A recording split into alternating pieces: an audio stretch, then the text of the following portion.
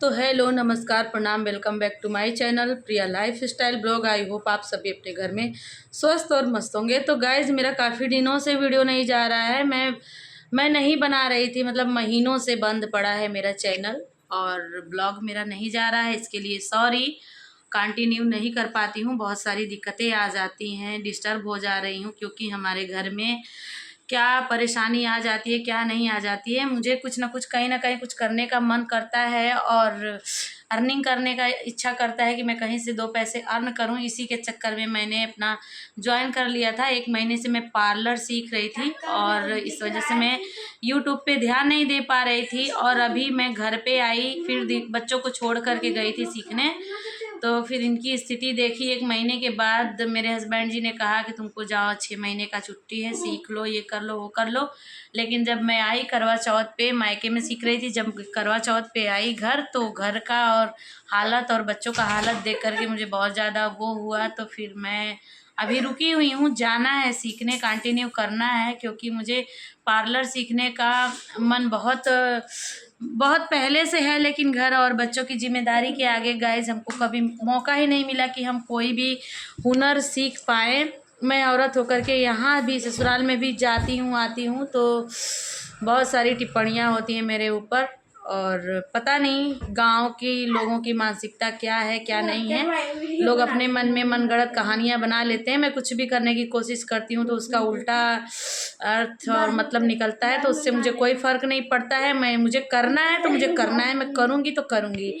तो लाइफ में बहुत ज़्यादा मुझे स्ट्रगल करने के बाद ये सारी चीज़ें मुझे करने का मौका नहीं मिला। बहुत छोटे से उम्र से ही मैं इन सब चीज़ों में ज़्यादा ध्यान देती थी कि मुझे ये सीखना है, मुझे ये करना है, मुझे वो करना है। मैं आर्ट इतना अच्छा बचपन बनाती थी कि रियल इमेज भी उसके आगे कोई समझ नहीं पाता था। हमारे मामा जी थे तो वो देखते थे मेरा आर्ट बनाया हुआ ना, तो कहते थे कि ये लगता है कि रियल बुक है, किसने बनाया। तो जैसे कि मेरे पापा नहीं है तो मेरे मामा मुझे बहुत प्यार करते थे, कहते थे कि बहुत हुनर है इसके अंदर।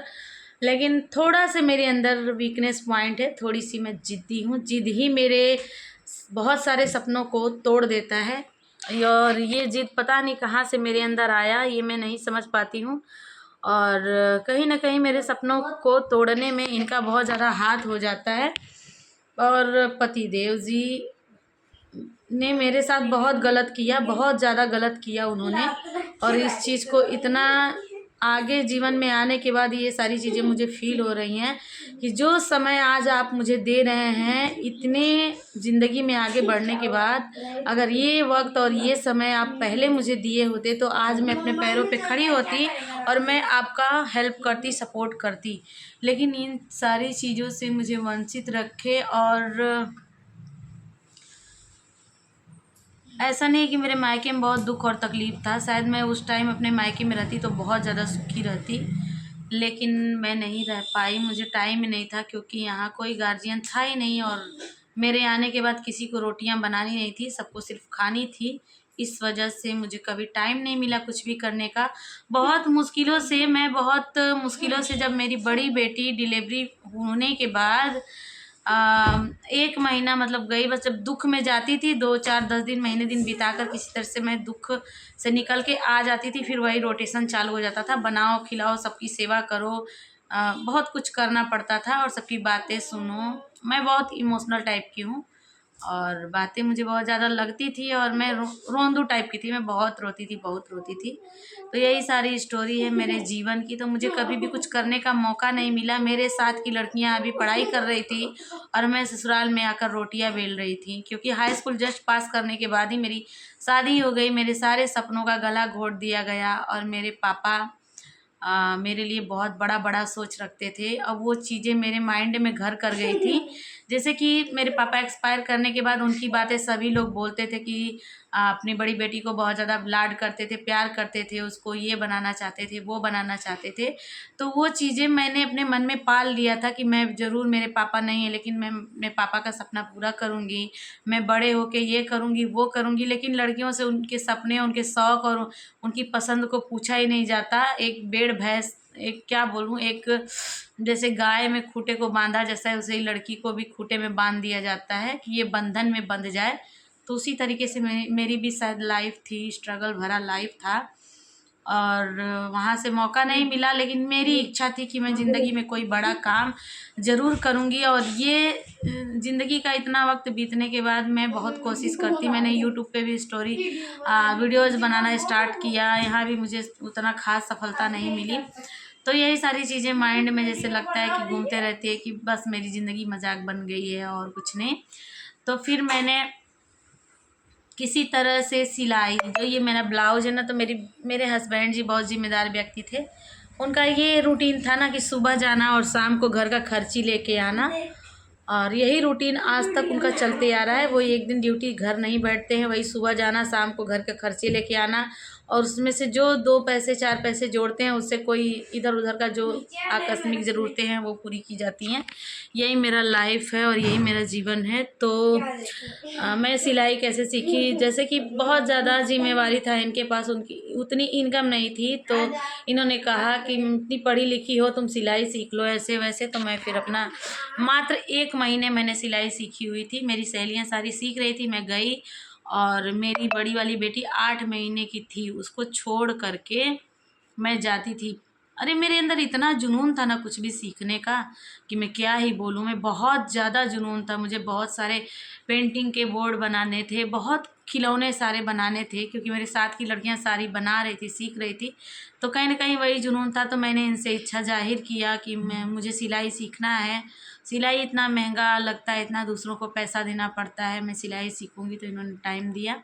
मात्र वो मेरी छोटी वाली ननदाई थी यहाँ पे, वो हमेशा आती जाती थी, तो वो बोली कि चलो अच्छा 1 महीना जाओ, 1 महीने के बाद 1 महीने के लिए मैं संभाल दे रही हूँ, मायके चली जाओ। मतलब इतना मैं एहसान मानूंगी कि जब जी आती थी 2 4 10 दिन 20 दिन 25 दिन महीने दिन का छुट्टी दे देती थी, तो मैं गई। और 8 महीने की तन्नू को छोड़ के मैं जाती थी 3 किलोमीटर जाना, 3 किलोमीटर पैदल जाती थी।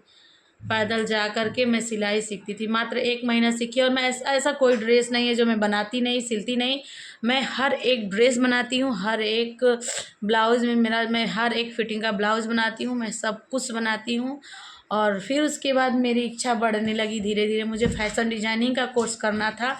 तो इन्होंने मुझे, ये नहीं कहूँगी कि इन्होंने मुझे कोई मौका नहीं दिया, क्योंकि ये भी मजबूर थे, इनकी भी लाइफ स्ट्रगल से ही गुजर रही थी, इनके ऊपर बहुत सारी जिम्मेदारियाँ थी और बहुत सारे प्रेशर भी थे। बीबी को करना एक बीबी को छूट देना, बीबी को करना एक पाप ही माना जाता है हमारे समाज में। तो वही कुछ ऐसा था हमारे जीवन में। तो इन्होंने किसी तरह से हाई स्कूल के बाद मुझे 12th कराया, उसके बाद मैंने वो सिलाई सीखी।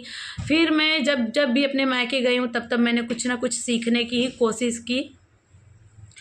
तो 8 महीने की लड़की लेकर के मैं गई मायके, उसको, वो नेपाल का दूध पीती थी, तो मेरा भाई छोटा वाला, मेरी मम्मी उसको रख लेती थी। मैं 3-4 घंटे सिलाई सीख करके आती थी। और मैं मात्र 2-3 दिन गई, चौथे दिन मैंने मम्मी को अपने हाथ से ब्लाउज सिल करके पहनाया। और मम्मी भी बोली कि सीख रही हो, तो मम्मी की सैलरी आई, तो मम्मी जा करके तुरंत मुझे सिलाई मशीन ले आई और मैं सिलना स्टार्ट कर दी। और मैं जब यहाँ आई तो यहाँ के भी सारे पर्दे हो गए, बिस्तर के कवर, तकिया के कवर। सिलाई सीखने का बहुत सारे बेनिफिट हैं और बहुत कुछ मैं सिलने लगी। तो मेरे हस्बैंड बहुत ज़्यादा खुशी होने लगी कि नहीं, मेरी पत्नी बहुत सीख गई है, तो बहुत सारे काम करने लग गई है घर में।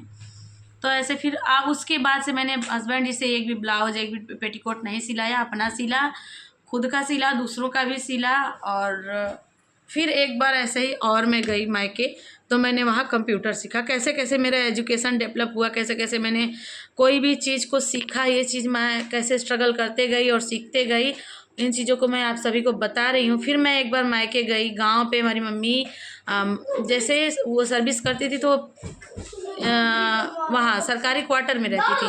फिर घर पे भी घर बना, तो वहाँ मेरी छोटी सिस्टर का शादी होने के बाद वहाँ कोई नहीं था, तो मेरी भाभी के साथ मुझे रहने के लिए बोला गया। तो मैं 3-4 महीने के लिए गई। तो गाइज मैं वो 3-4 महीने भी मैं हंस खेल करके गांव में घूम करके बिल्कुल भी नहीं रही।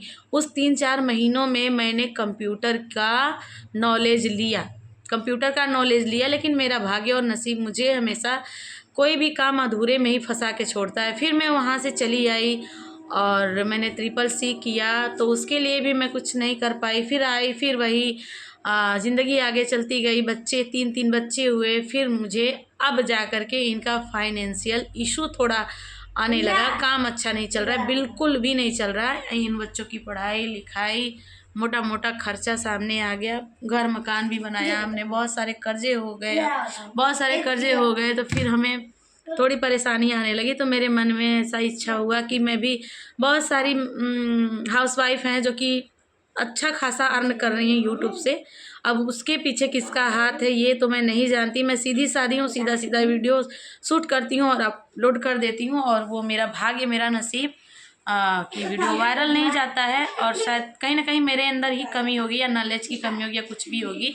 तो ऐसे ऐसे मेरा स्ट्रगल जारी रहा। फिर बीच में इतना मंदा चलने लगा इनका काम कि घर के खर्चे भी नहीं चल रहे थे। तो फिर मैं, पति पत्नी में होता रहता है, तो फिर हुआ, इन्होंने कहा कि तुम अब फ्री हो और बच्चे बड़े हो गए, कुछ भी कर सकती हो। क्योंकि मेरी बड़ी वाली बेटी बहुत नाजुक से उम्र में पैदा हुई थी और वो अभी 12th पास कर चुकी है। तो इस टाइम उसने पैसों की वजह से ही 1 साल के लिए ड्रॉप लिया है, क्योंकि उसको 6-7 लाख रुपए का खर्चा है, मोटा खर्चा है उसके पढ़ाई में। तो कही कि मम्मी मैं 1 साल का ड्रॉप ले रही हूँ। एक उसने नौकरी के लिए अप्लाई किया है तो उसकी तैयारी कर रही है, और 1 साल की ड्रॉप लिया। तो उसका भी कहना था कि मम्मी मैं घर संभाल लूँगी, बच्चे संभाल लूँगी, और तुम जा कर के पार्लर का कोर्स कर लो। यहाँ करोगी, यहाँ से आओगी जाओगी तो ये गांव घर वाले अच्छा नहीं मानते हैं। मतलब अच्छा ये सोसाइटी नहीं है, मेरा कहना ये है। क्योंकि यहाँ ना जो वही औरतें हैं, महिलाएं हैं जो घर में बस घर फोड़ने वाला काम करती हैं, घर बिगाड़ने वाला काम करती हैं। बस इनकी बुराई उनसे, उनकी बुराई उनसे। अब फ्री हुई तो फ़ोन पे लग गए रिश्तेदारी में बुराई करने में, यही सारी हैं। और मुझे कुछ करना है जीवन में, कुछ ना कुछ करना है, लेकिन मुझे आगे बढ़ते बहुत सारे लोग देख नहीं सकते, इसलिए जलते हैं। इसलिए मेरी बेटी ने कहा कि मम्मी तुम यहाँ कुछ भी नहीं कर पाओगी। मैं 1 महीने के लिए गई, मेरे पीछे बहुत सारे लोगों ने टिप्पणियाँ किया, वो भी मेरी बेटी ने मुझे बताया, और कोई फ़र्क नहीं। मैं थोड़ा सा ज़िद्दी हूँ, बहुत ज़िंदगी से हार जाती हूँ, तो गुस्से में ना जाने क्या क्या कदम उठा लेती हूँ। शायद मुझे नहीं उठाना चाहिए। मैं बहुत ज़्यादा डिप्रेशन हो गई हूँ कि मैं कुछ कर क्यों नहीं पा रही हूँ। औरतें बहुत कुछ कर ले रही हैं, मैं क्यों नहीं कुछ कर पा रही हूँ। तो मैं गई 1 महीने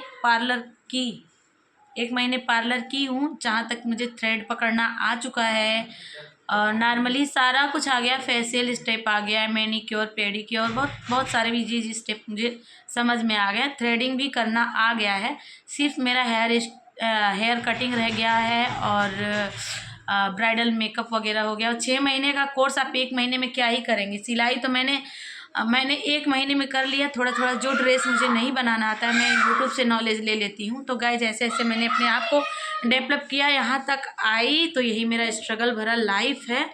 और जब एक औरत एक जिम्मेदारी में फंस जाती है ना, सही बात है, जो ये गाना गाया गया है कि बिटिया जो ब्याही जाए मुड़ती नहीं है, वही है कि जब ब्याह शादी हो जाती है लड़की का ना, वो जीवन में कुछ भी नहीं कर सकती है। तो स्ट्रगल जारी है। आप सभी वीडियो को प्यार सपोर्ट दीजिएगा। काफ़ी दिनों के बाद मेरा ब्लॉग जा रहा है। प्लीज़ चैनल पे नए हैं, अगर यहाँ तक आए हैं, जुड़े हैं, तो चैनल को सब्सक्राइब कर अपना प्यार सपोर्ट ज़रूर दीजिएगा। और अभी जाना होगा, देखिए क्या होता है। अभी 1 महीना मैंने किया है, सोच रही हूँ थोड़ा थोड़ा यूट्यूब से नॉलेज ले लूँ। बस थ्रेडिंग का ही है, थ्रेडिंग अगर आ गया तो नॉलेज लेने में कोई दिक्कत नहीं होगी, क्योंकि मेहंदी प्रैक्टिस से ही आएगी, हेयर स्टाइल प्रैक्टिस से ही आएगा। तो ये सारा कुछ मेरे पास कनेक्शन है, इंटरनेट कनेक्शन है, मैं घर पे भी कर सकती हूँ। मुझे ज़्यादातर थ्रेड में और ब्राइडल मेकअप में ही हाथ अपना क्लीन करना है। तो आप सभी प्यार सपोर्ट बनाते रहिएगा, और मेरे चैनल पर यहाँ तक जुड़े हैं तो चैनल को सब्सक्राइब कर अपना प्यार सपोर्ट जरूर दीजिएगा। मिलते हैं आप सभी से एक नए ब्लॉग में, तब तक के लिए बाय बाय।